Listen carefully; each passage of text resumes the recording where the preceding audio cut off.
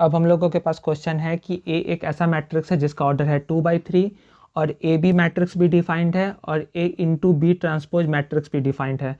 तो हम लोगों को मैट्रिक्स बी का ऑर्डर बताना है। किसका ऑर्डर बताना है? मैट्रिक्स बी का। ठीक है, तो हम लोग क्या करते हैं, सबसे पहले अज्यूम कर लेते हैं, let the order of matrix B equal to m/n। हम लोगों को यहाँ बी ट्रांसपोज का भी यूज आने वाला है, तो उसका भी ऑर्डर हम लोग यहीं से निकाल लेंगे। Then order of matrix B transpose, B का ऑर्डर m/n है तो बी ट्रांसपोज का ऑर्डर जस्ट इसका उल्टा हो जाएगा n/m। अब हम लोगों को दिया हुआ है कि ए बी मैट्रिक्स डिफाइंड है, ए बी इज डिफाइंड। तो दो मैट्रिक्स का मल्टीप्लिकेशन डिफाइंड तभी होता है, या ए मैट्रिक्स बी मैट्रिक्स से मल्टीप्लाई तभी हो पाएगा जब ए मैट्रिक्स में जितने कॉलम हैं, नंबर ऑफ कॉलम, वो इक्वल हो बी मैट्रिक्स में जितने रोज हैं, जितने नंबर ऑफ रो हैं उनके इक्वल हो, तभी ए बी मैट्रिक्स मल्टीप्लाई हो सकता है।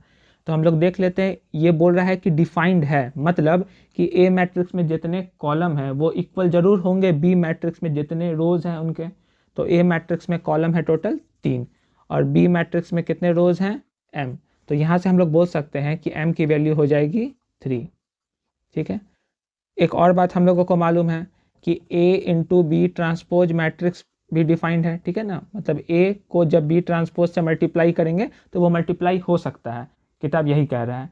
तो यानी कि ये मल्टीप्लाई हो सकता है, मतलब a में जितने कॉलम हैं वो इक्वल होंगे बी ट्रांसपोज में जितने रोज हैं उनके। तो a में कितने कॉलम है? a में है 3 कॉलम और बी ट्रांसपोज में कितने रो हैं? बी ट्रांसपोज में n रो हैं। तो यहाँ से हम लोग बोल सकते हैं कि n की वैल्यू कितनी हो जाएगी? 3।